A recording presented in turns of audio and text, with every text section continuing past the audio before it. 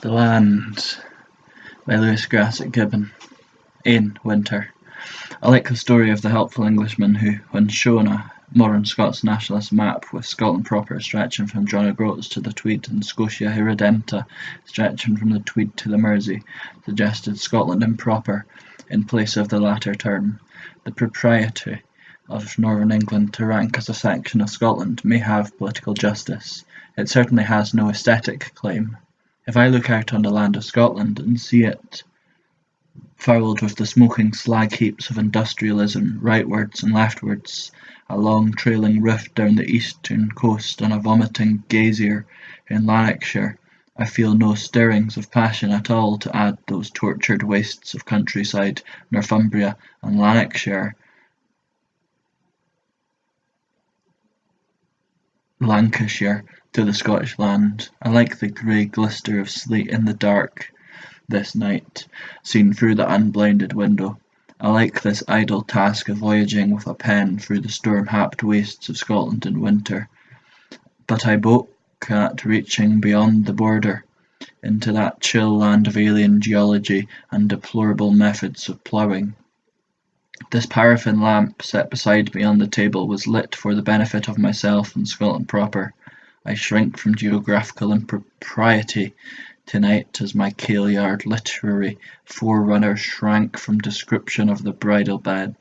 And now that I bend to the task and the logs are crackling so cheerfully, and the wind has veered a point, and there's a fine whoom in the lum, it comes on me with a qualm that perhaps I have no qualifications for the task at all.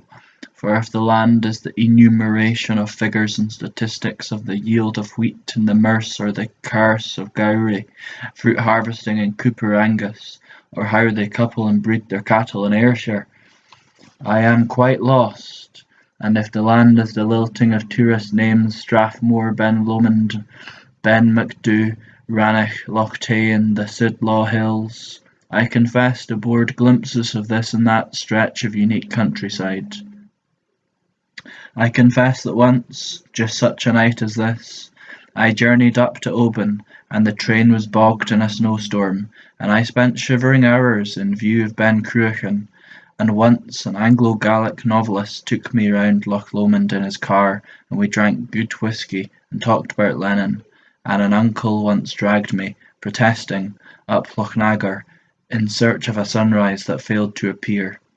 The sun hid that morning in a diffusion of pea-soup fog, and I viewed the Caledonian Canal with suitable commercial enthusiasm, and recited as a small boy at concerts verse about the day and dawn. They still ran on, a phenomenon which elicited complacent clappings of commendation from my audiences, and I've eaten trout by Loch Levenside, but I refuse the beetling crags and the spume of Spey. Still I think they are not the land. That is the land out there, under the sleet, churned and pelted there in the dark, the long rigs upturning their clay faces to the spear onset of the sleet. That is the land, a dim vision this night of laggard fences and long stretching rigs. And the voice of it, the true and unforgettable voice, you can hear even such a night as this as the dark comes down, the immemorial plaint of the peewit, flying lost, that is the land.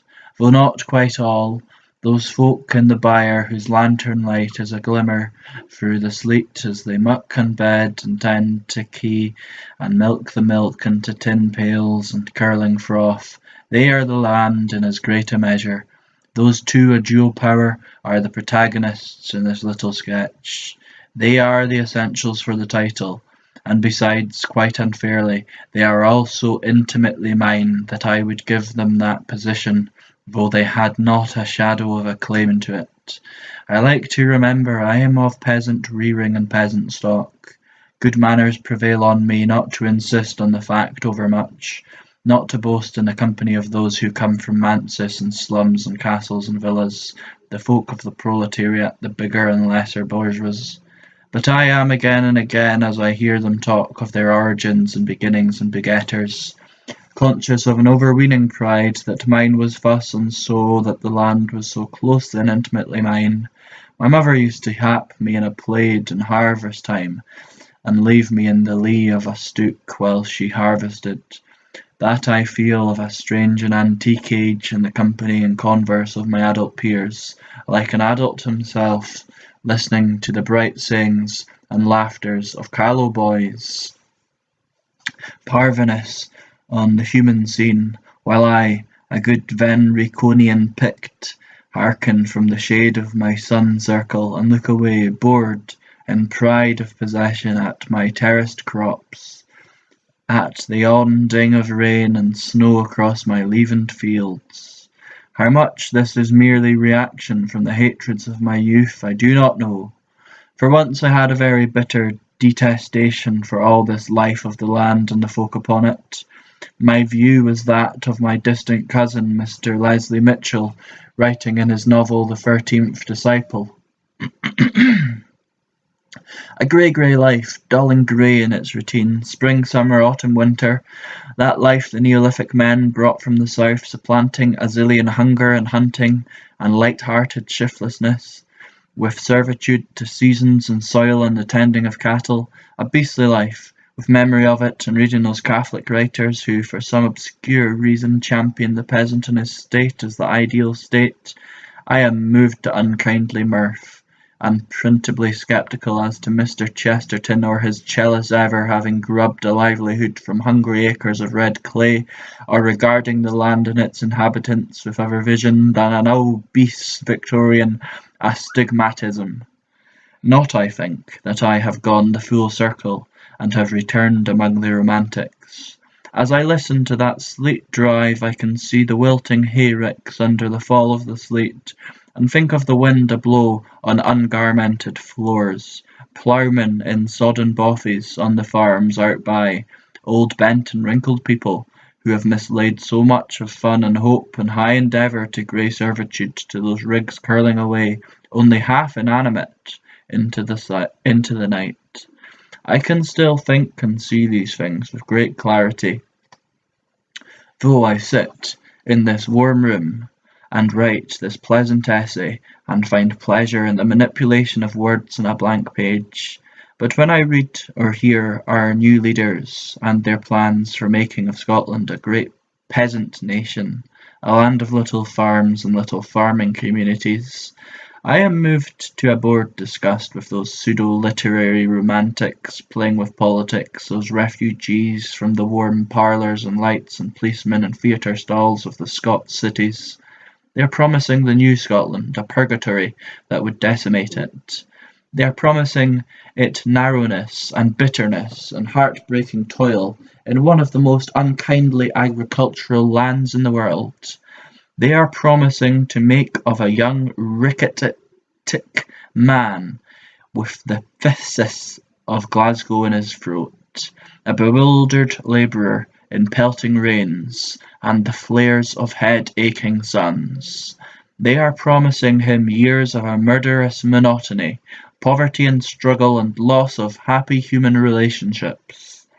They promise that of which they know nothing, except through sipping of the scum of Kailyard romance. For this life is for no modern man or woman, even the finest of these. It belongs to a different, an alien generation.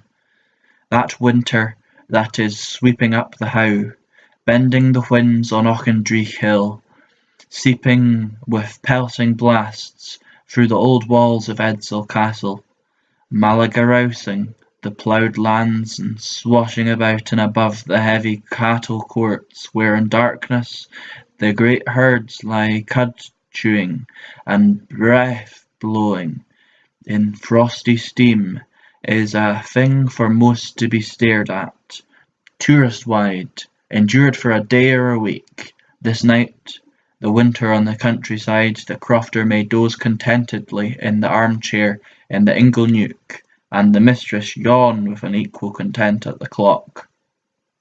For you or I or young Simon who has taken his girl to the pictures, it is as alien and unendurable in permanence as the life of the Kamchatkan.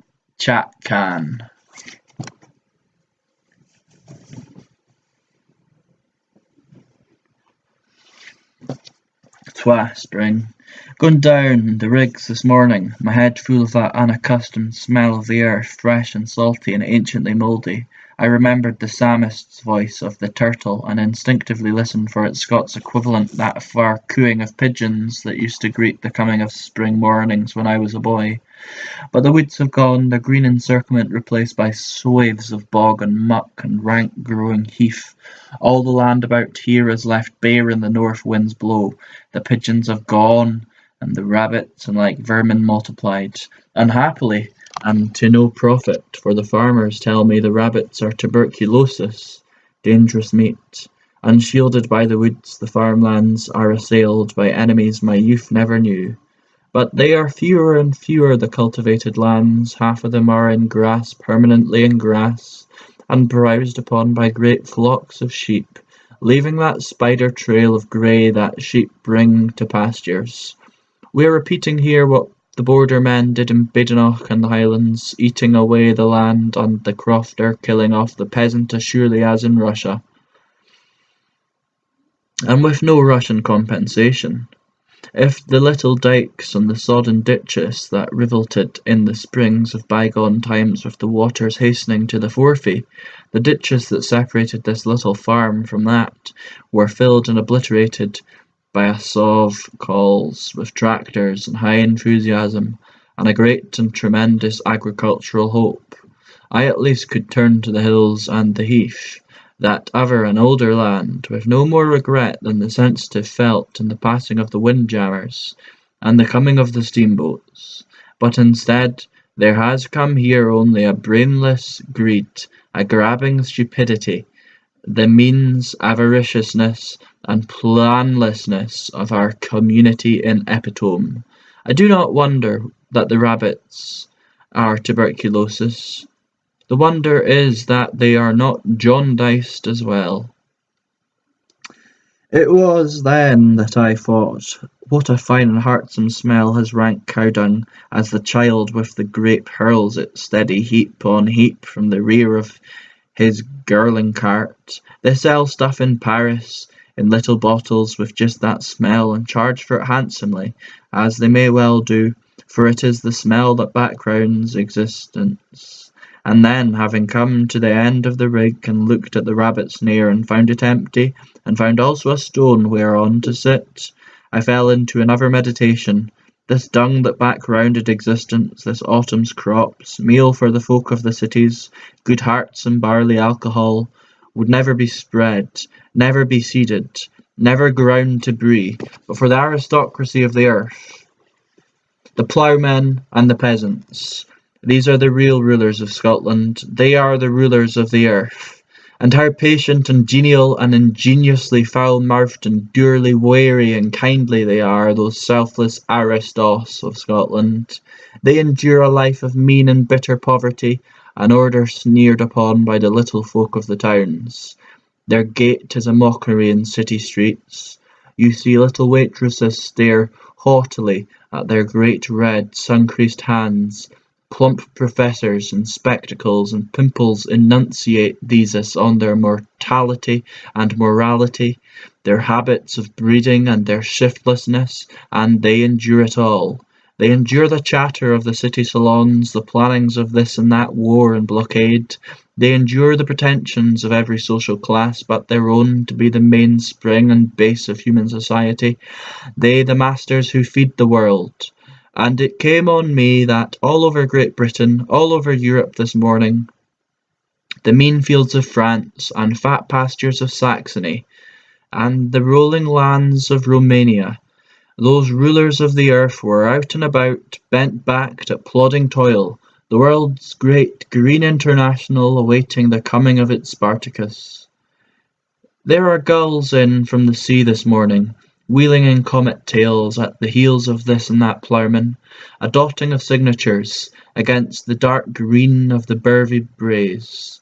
Here the land is red clay, sour and dour, but south by Brechin you come to that rich loam land that patterns Scotland like a ragged veil, the lovely land that even here erupts in sudden patches and brings tall corn, while the surrounding fields wilt in the baking clay.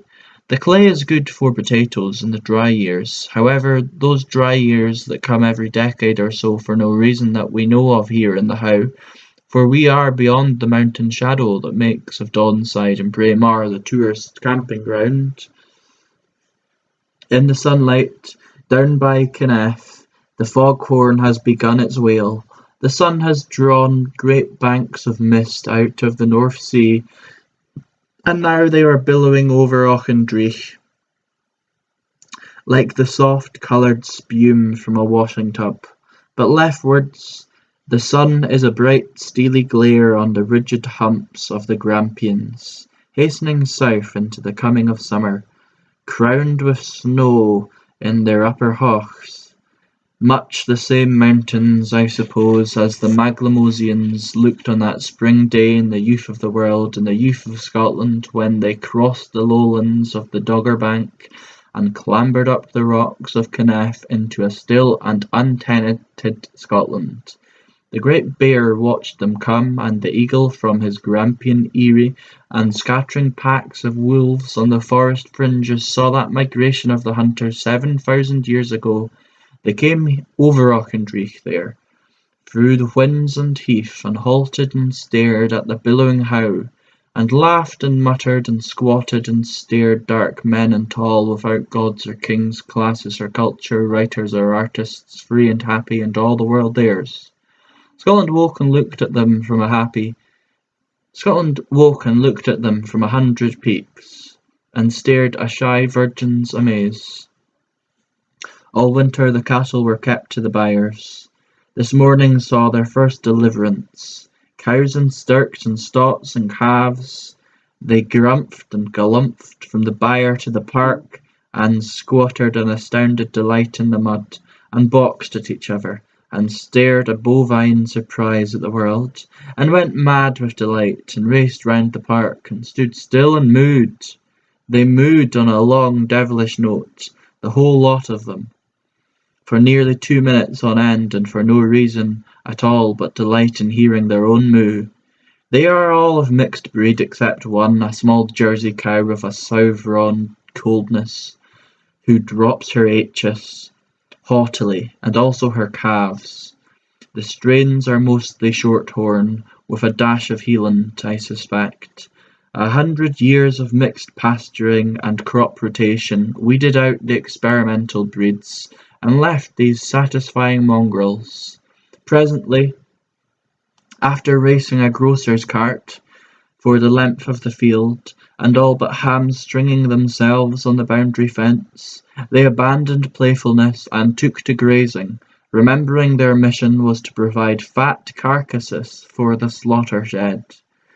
We bulk from such notions in spring especially, inespecial as the evening comes with that fresh smell about it, impregnating it, the kind of evening that has growth and youngness and kindliness in its essence, bulk from the thought of our strange unthinking cruelties, the underpit of blood and suffering and intolerable horror on which the most innocent of us build our lives. I feel this evening that never again will I eat a dead animal, or I find myself guarding the resolve with the inevitable flippancy a live one. But that resolve will be gone tomorrow. The horror is beyond personalism, very old and strange and terrible. Even those hunters all those millennia ago were eaters of flesh. It is strange to think that, if events never die, as some of the wise have supposed, but live existence all time and eternity, back through the time spirals, still alive and aware in that world 7,000 years ago, the hunters are now lying down their first night in Scotland with their tall, deep-bosomed, sinewy mates and their children tired from trek. Over in the west a long line of light twinkles against the dark, wind-burning, or the camps of Maglemos. 3. Summer. I cycled up the glen of Drumtochty today. It was very hot, the heat was caught in the cup of the How, and spun and stirred there milkily by the little currents of the wind that had come filtering down through the Grampian passes. In the long dusty stretches of the roadway my shadow winked and fluttered perspiringly, while I followed in a sympathetic sweat. This till we passed down into the glen itself, when the overshadowing hills flung us a cool shade. There the water sparkled and spun coolly, so coldly, a little burn with deep brown detritus winding amidst the broom and the winds. To the left the reforested Drumtochty Hill towered up dazzlingly impossible in purple. The Tyrian splendour on Drumtochty Hill is probably unmatched in all Scotland, very breathtaking and strange, alien to Scotland. It is a wonder, a flamboyant flaunting of nature that comes for a month on our dour hill lands, and we stare at it sober, Presbyterian, from our blacks and browns. Much as MacDiarmid visioned the Scots on Judgment Day, staring at God and a his gang o' angels in the lift, fae trashy blazing French-like folk wha guard them shift. Beyond the contours of Drumtochty, through the piping, all that stillness, snipe were sounding. I got off my bicycle to listen to that and look around.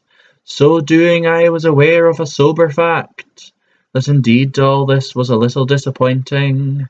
I would never apprehend its full, darkly colourful beauty until I had gone back to England, far from it, down in the smooth pastures of Hertfordshire.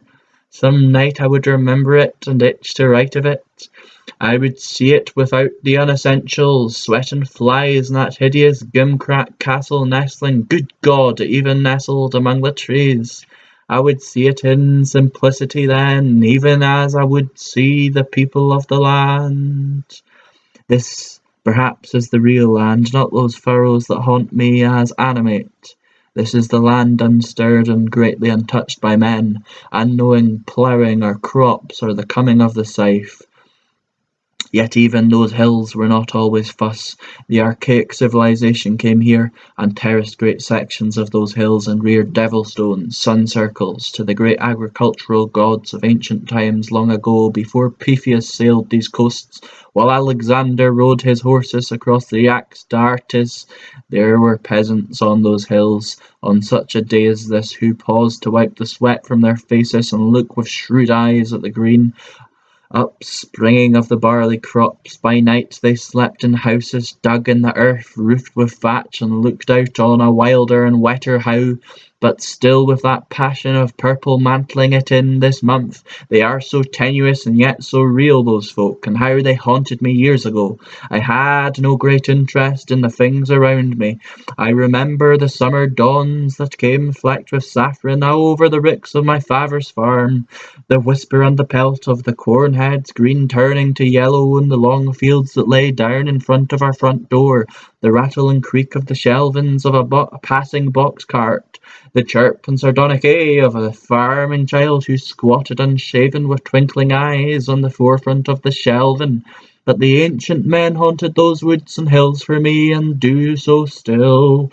I climbed up the top of Cairnomount with my bicycle, and sat and lunched and looked about me, and found it very still, the land of Scotland taking a brief siesta in that midday hour. Down in the north, green parks miles away were like plaques of malachite, set on the table of some craftsman of ancient Chichen Itza, of Mexico, translucent and gleaming and polished. One understood then, it never before, how that colour green obsessed the ancient civilization with its magic virtues. It was one of the colours that marked a giver of life, reasonably, for those crops are surely such givers. It is better land here than in my homeland, darker streaked with clay, but with a richer subsoil. Between the green of the corn and barley shone the darker stretches of the Tattishaws, the turnip tops and the honey brown of the clover. Bees were humming about me. One came and ate jam from my sandwiches. Some discontented Appian soul, unfulfilled with the natural honey of the harebells, and longing for the tart sharp tastes of the artificial. He is not alone in that. In the days of my youth, I have that odd pleasure that men in their early 30s derive from thinking of themselves as beyond youth. This pleasure fades in the 40s. Men and women still lived largely on the foodstuffs grown in the districts, kale and cabbage and good oatmeal. They made bros and porridge and crisp oatcakes and jams from the blackberry bushes in the sour little gardens. But that is mostly a matter of the past. There are few who bake oatcakes nowadays, fewer still who ever taste kale, stuff from the grocer's, stuff in bottles and tins, the canned nutriments of Chicago, and the ubiquitous Fray Bentos have supplanted the old-time diets. This dull, feculent stuff is more easy to deal with, not enslaving your whole life as once the cooking and serving did in the little farms and cotters' houses, cooking in the heat of such a day as on great open fireplaces, without even a range.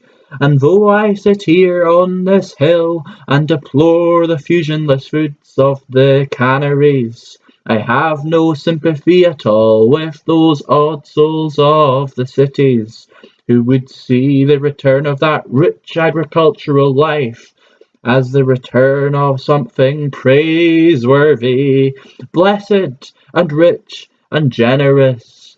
Better Fray Bentos and a seat in the pictures with your man of a Saturday night than a grilling baking of piled oat cakes and a headache withal. They change reluctantly, the men and women of the little crofts and cotter houses, but slowly a quite new orientation of outlook is taking place. There are fewer children now plodding through the black glower of the wet summer storms to school. Fewer in both farm and cotter house, the ancient, strange, whirly magog of the generations that enslaved the Scots peasantry for centuries is broken. In times gone by, a ploughman might save and scrape live meanly and hardly and marry a queen of like metal. And in time they would have gathered enough to rent a croft, then a little farm, and all the while they saved and lived austere, sardonic lives. And their savings took them at last to the wide cattle courts and the great stone-floored kitchen of a large farm, and all the while the women bred very efficiently and plentifully without fuss.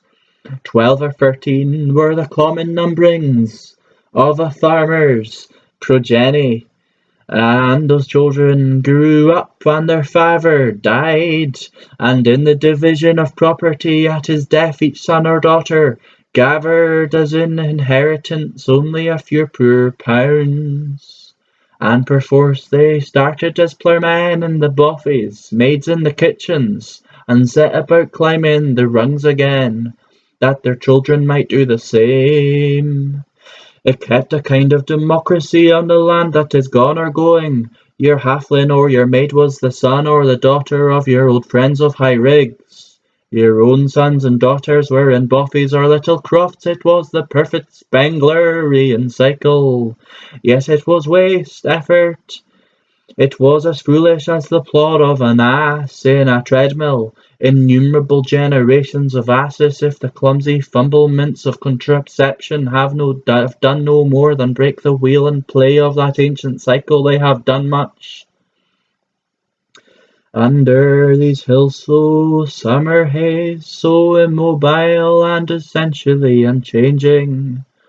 Of 100 years hence I do not know what strange master of the cultivated lands will pass in, what strange mechanical contrivance but he will be out with that ancient yoke, and I send him my love and the hope that he'll sometime climb up Cairn Mount and sit where I'm sitting now, and stray in summery thought into the sun-hazed mists of the future, into the lives and wistful desirings of forgotten men who begat him. For Autumn. I have a daughter 4 years old who was born in England and goes to school there, and already has notions on ethnology. Occasionally she and I debate and fall out, and her final triumphant thrust is, "You're only Scotch." Autumn, and of all seasons, is when I realize how very Scotch I am, how interwoven with the fibre of my body and personality is this land and its queer scarce harvests, its hours of reeking sunshine and stifling rain, how much a stranger I am south in those seasons of mist and mellow fruitfulness is alien to my how as the olive groves of Persia. It is a harder and slower harvest, and lovelier in its austerity.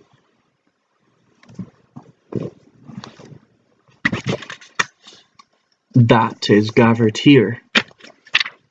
In September's early coming, in doubtful glances on the sky at dawn, in listening to the sigh of the sea down there by Bervie, mellow it certainly is not, but it has the most unique of tangs this season, haunted by the lap lap lap of the Peasy's wings, by great moons that come nowhere as in Scotland, unending moons when the harvesting carts plod through great thickets of her shadow to the cornyards, deep in glower.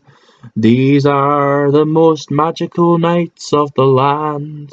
They endure but a little while, but their smells sharp and clear, commingled of fresh horse dung and dusty corn heads, pervade the winter months. The champ and shout of a horse in that moon-sprayed dark, and the guttural chichmin of the forker, the great shapes of cattle in the parks as you ride by, the glimmer far away of the lights of some Kufi tune on the verge of sleep, the queer shapes of post and gate and stook, nature unfolds the puppet and theatre pieces, year after year, and varyingly they lose their dust, each year uniquely fresh. You can stand and listen as though for the lost trumpet of God in that autumn night silence, but indeed all that you are listening for is a passing peewit. It is strange how Scotland has no Gilbert White or H.J. Massingham to sing its fields, its birds, such night as this, to chronicle the comings and goings of the swallows in simple careful prose, ecstasy controlled, but perhaps not so strange. We Scots have little interest in the wild and its world. I realize how compassed and controlled is my interest. I am vague about the sparrows and tits, martins and swallows. I know little of their seasons, and my ignorance lies heavily upon me, not at all. I am concerned so much more deeply with men and women, with their nights and days, the things they believe, the things that move them, to pain and anger, and the callous idle cruelties that are yet undead. When I hear or read of a dog tortured to death very vilely and foully, of some old horse driven to a broken back down a hill with an overloaded cart of corn, of rats captured and tormented with red-hot pokers and buffies, I have a shudder of disgust. But these things do not move me too deeply, not as the fate of the old-time Cameronian prisoners over there, 3 miles away in the Otter, not as the face of that ragged tramp who went by this afternoon. Not as the crucifixion of the Spartacist slaves along the Appian Way.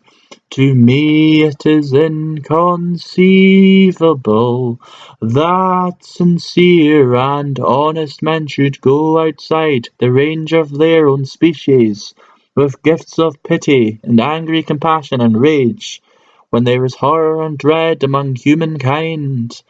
I am unreasonably and mulishly prejudiced in favour of my own biological species.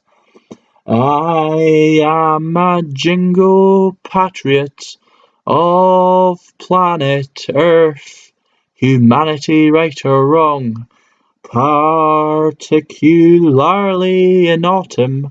At noon I crossed a field off which the last of the stooks had been lifted and led captive away, the gaping stubble heads pushed through the cricks of clay, the long bouts of the binder wound, and wheeled around the park where the foreman had driven his team 3 weeks before, and each of those minute stubble stalks grew from seed that men had handled and winnowed and selected and ploughed and harrowed the earth to receive, and sown and tended and watched come up in the rains of springs and the hot summer suns, each and all of these, and out and beyond their kindred trillions and none other parks, up to the biggings of Upper Hill there, and south through all the chave of the How, to the black lands that start by Brechin, and roll down the coast till they come up to the richness of Lothian, and the orchids of Blairgowrie.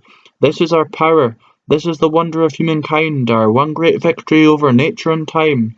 3 million years hence our descendants out on some tremendous fouring of the galaxy, with the Great Bear yoked to the plough, and the wastes of space in their fields, will remember this little planet, if at all, for the men who conquered the land and wrung sustenance from it by stealth and shrewdness and a savage and surely endurance. Nothing else at all may endure in those overhuman memories. I do not think there's anything else I want to endure. Say again? Say again? Say again?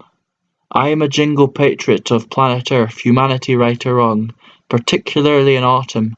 At noon I crossed a field off which the last of the stooks had been lifted and led captive away, the gaping stubble heads pushed through the cricks of clay, the long bouts of the binder wound, and wheeled around the park where the foreman had driven his team 3 weeks before, and each of those minute stubble stalks grew from seed that men had handled and winnowed and selected and ploughed and harrowed the earth to receive, and sown and tended and watched come up in the rains of springs and the hot summer suns, each and all of these, and out and beyond their kindred trillions in the outer parks, up to the biggings of Upper Hill there, and south through all the chave of the How to the black lands that start by Brechin, and roll down the coast till they come to the richness of Lothian and the orchards of Blairgowrie. This is our power, this is the wonder of humankind, our one great victory over nature and time. 3 million years hence our descendants out on some tremendous furrowing of the galaxy, with the Great Bear yoked to the plough, and the wastes of space their fields, will remember this little planet, if at all. For the men who conquered the land and wrung sustenance from it by stealth and shrewdness, and a savage and surely endurance, nothing else at all may endure in those over-human memories. I do not think there is anything else I want to endure. The ricks loom tall and white in the moonlight about their yellow bosses. Folk are loosening the heavy horses from their carts and leading them tramp-tramp across the cobbles of the close, and with a scrape and clatter by the water trough and a silent sand, then the sound of a slavering long, enjoyable long suction. I feel thirsty in sympathy with that equine delight of cool good water in a parched mouth and throat. Then a light blinks through the cobwebs of the stable. An impatient voice says, "Whoosh," and harvest is over. Quiet enough here, because the very young and irresponsible are not here.